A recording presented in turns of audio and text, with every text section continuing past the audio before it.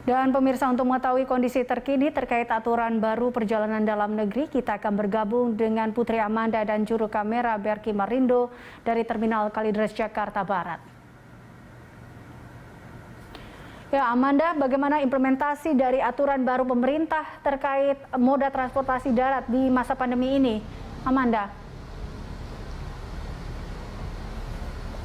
Khusus untuk penumpang bus antar kota antar provinsi atau bus akap di Terminal Kalideres, Jakarta Barat masih diwajibkan untuk bisa menyertakan hasil negatif COVID-19 menggunakan metode rapid test antigen. Kalau untuk PCR test sendiri, pihak terminal ini mengklaim bahwa itu bisa menjadi pilihan dari calon penumpang ataupun sebagai alternatif lain. Di mana kalau untuk pihak dari terminal juga sebenarnya menghimbau dan juga menegaskan kepada calon penumpang untuk bisa menggunakan PCR test karena dinilai tingkat akurasi lebih tinggi dan juga jangka berlakunya ini juga cukup panjang jika dibandingkan dengan rapid test antigen. Aliza, sejauh ini selain penggunaan hasil negatif COVID-19 juga harus disertai dengan sertifikat vaksin COVID-19 minimal dosis pertama, yang mana juga bisa menggunakan aplikasi Peduli Lindungi. Namun di lapangan jika nanti ditemukan adanya penumpang yang belum bisa menggunakan aplikasi Peduli Lindungi ataupun belum memiliki ponsel pintar, ini bisa menyertakan dokumen secara fisik, baik itu surat keterangan negatif COVID-19, sertifikat vaksin, dan juga nomor induk kependudukan ataupun NIK. Sejauh ini juga untuk anak usia di bawah 12 tahun sudah diperbolehkan melakukan perjalanan darat, dan salah satu kewajiban yang harus diberikan begitu ketika naik bus antar kota antar provinsi adalah bisa menyertakan hasil negatif COVID-19 yang sampelnya diambil dalam kurun waktu 1x24 jam dan juga didampingi oleh pihak keluarga. Nah, nantinya ke depan juga Satgas COVID-19 ini menegaskan akan melakukan pengecekan secara random check begitu terkait dengan dokumen perjalanan, khususnya yang menyasar pada penumpang bus akap dan juga penumpang travel, yang mana nanti dicek apakah mereka sudah memiliki dokumen negatif COVID-19 baik itu rapid test antigen ataupun PCR test, yang nantinya juga akan dicek di titik keberangkatan ataupun di rest area. Tentunya kebijakan ini juga akan gencar dilakukan menjelang libur Natal dan Tahun Baru 2021. Eliza. Ya, Amanda, lalu bagaimana tentunya tanggapan dari masyarakat terkait aturan baru perjalanan darat ini? Tanggapan dari masyarakat yang menyampaikan bahwa dari kebijakan rapid test antigen saja mereka cukup keberatan karena mereka menilai harga rapid test antigen ataupun PCR test ini lebih tinggi jika dibandingkan dengan tarif biaya bus antar kota antar provinsi.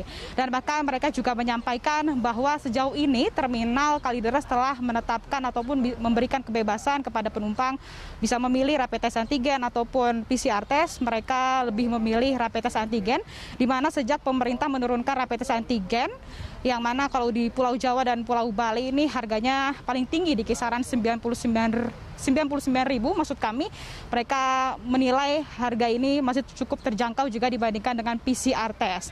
Kesimpang siuran juga informasi mereka mengeluhkan, namun saat ini sudah diperjelas oleh Terminal Kalideres yang mana boleh menggunakan rapid test ataupun PCR test. Nah, terkait dengan animo pergerakan penumpang sendiri, Aliza, sejauh ini perharinya ada di angka 100 orang per hari menggunakan bus akap. Tentunya jumlah ini berbanding jika dibandingkan dengan sebelum pandemi, begitu di kisaran angka 1.800 orang penumpang per harinya. Untuk mayoritas pergerakan penumpang juga saat ini didominasi ke arah, maksud kami ke Padang, Sumatera Barat. Tentunya untuk tujuan ini juga berbanding terbalik pada sebelum pandemi, mayoritas penumpang ini bergerak ke Jawa Tengah dan juga ke Lampung.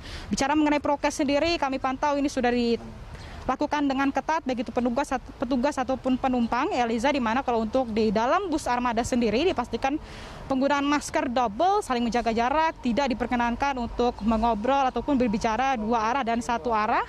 Dan sejauh ini juga nantinya akan disemprotkan cairan disinfektan secara rutin untuk sterilisasi di dalam area bus.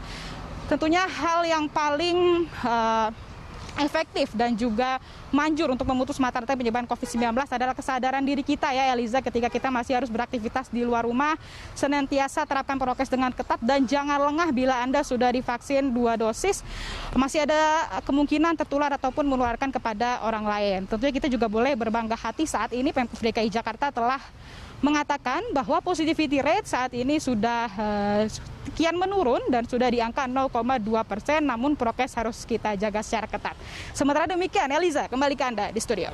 Iya, baik Amanda, tentu kembali kita ingatkan, jadi ayo pakai masker dan ayo lekas vaksin ya Amanda, untuk keamanan kita semua. Terima kasih Putri Amanda dan Berki Marindo melaporkan langsung dari Terminal Kalideres, Jakarta Barat.